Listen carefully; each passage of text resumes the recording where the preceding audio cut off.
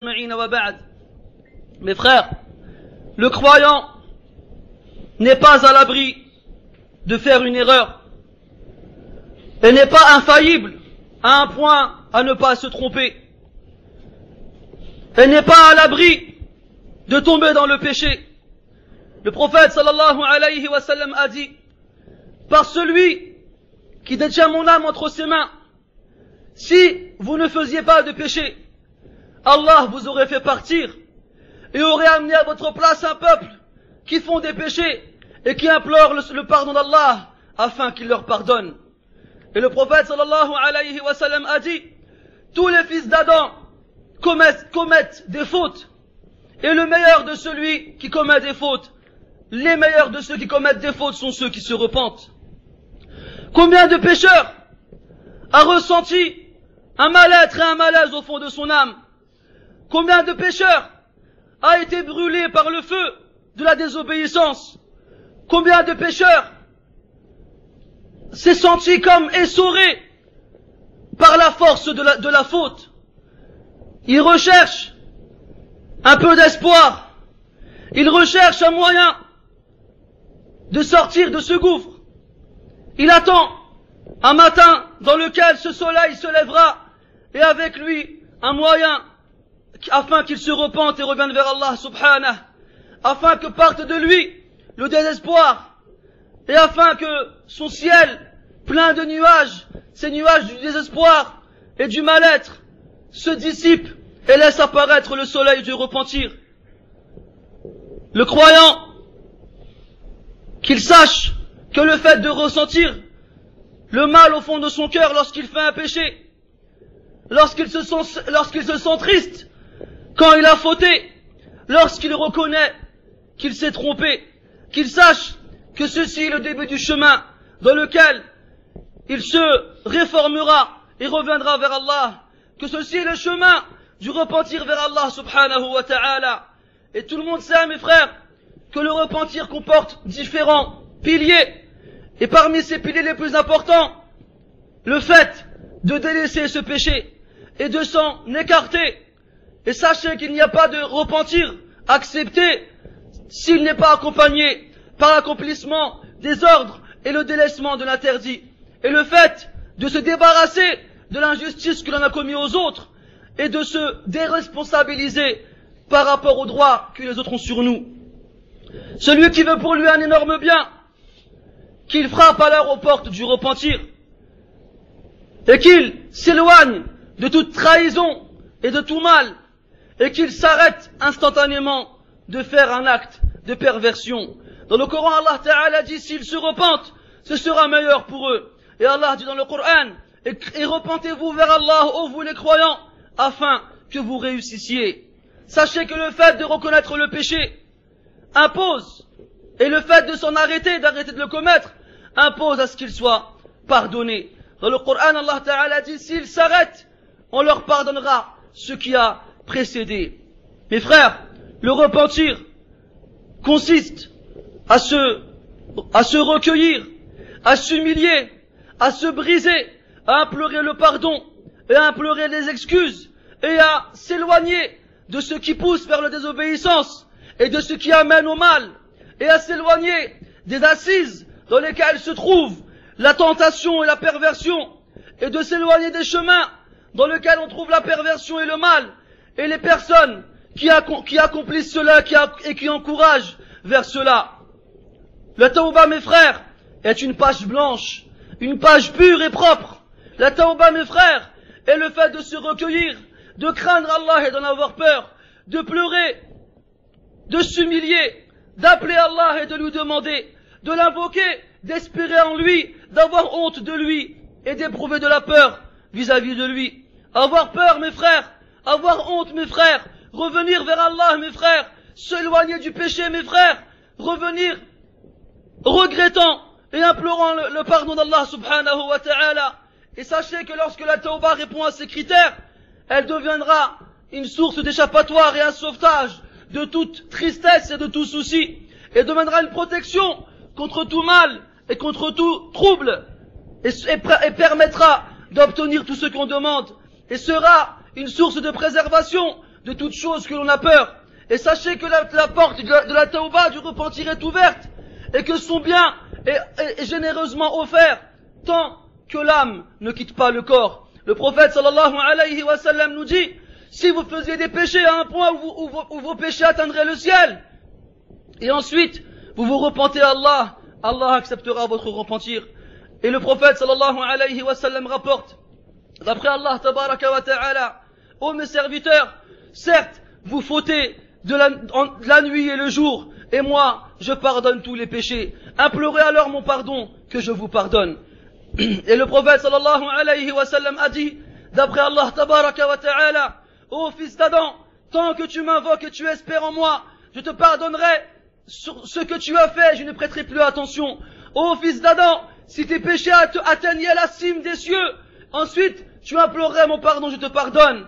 Ô fils d'Adam, si tu venais à moi avec autant de péchés que la terre puisse contenir, et que tu me rencontres, et que tu ne m'as jamais associé quoi que ce soit, je viendrai à toi avec autant de pardon que la terre puisse contenir.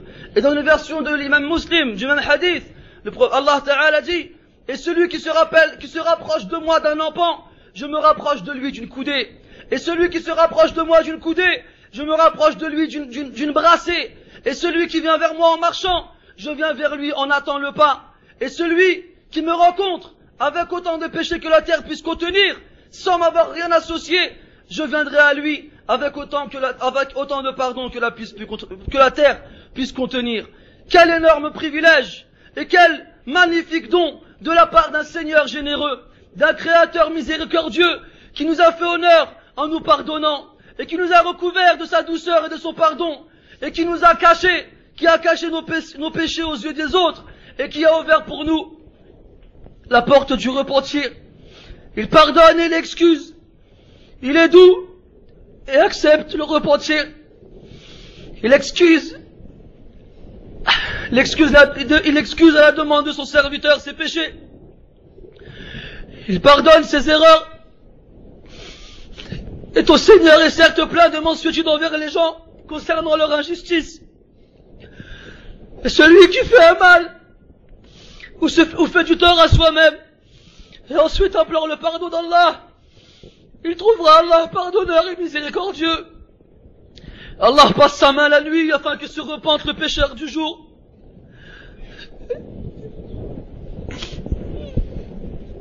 Et passe sa main le jour afin que se repente le pécheur de la nuit.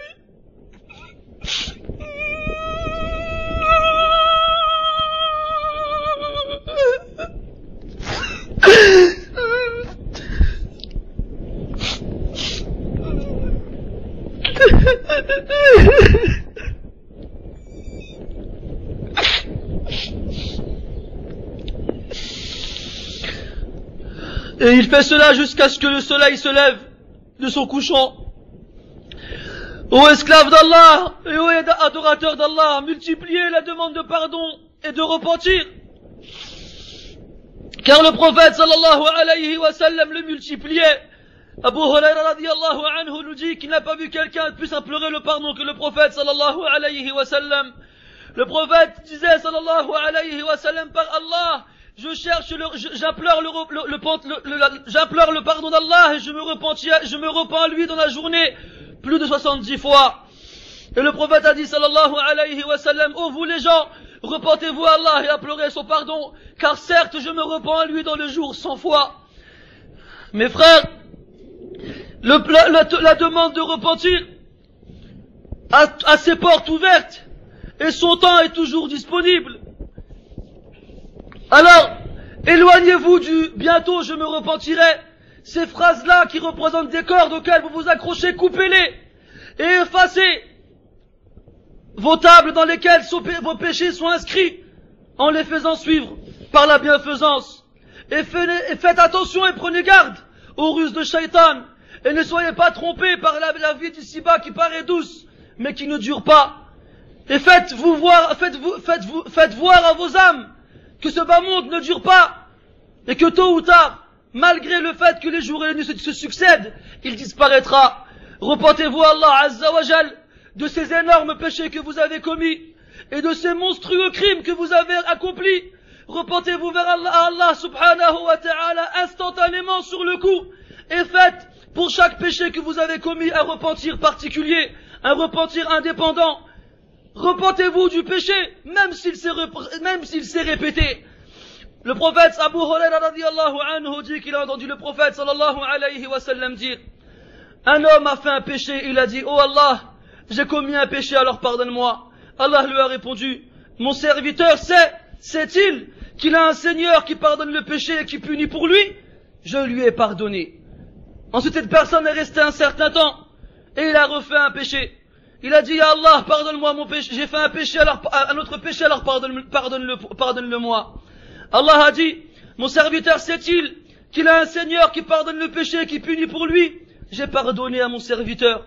Et il est resté ainsi encore un temps. Et il a accompli encore un autre péché. Il a dit: ya Allah, j'ai fait un autre péché, alors pardonne-le-moi. Allah a répondu: mon serviteur sait-il qu'il a un Seigneur qui pardonne le péché et qui punit pour lui? Je lui ai pardonné. Et Abu Bakr as-Siddiq radiyallahu anhu nous rapporte que le prophète sallallahu alayhi wa sallam a dit: il n'y a pas une personne qui commet un péché et qui ensuite accomplit les ablutions et qui ensuite fait 2 unités de prière et qui ensuite implore le pardon d'Allah pour ce péché-là sans qu'Allah Ta'ala ne lui pardonne. Et ce hadith-là, les savants ont divergé sur son authenticité, mais Cheikh Albani rahmatullahi alayhi et d'autres voient qu'il est acceptable.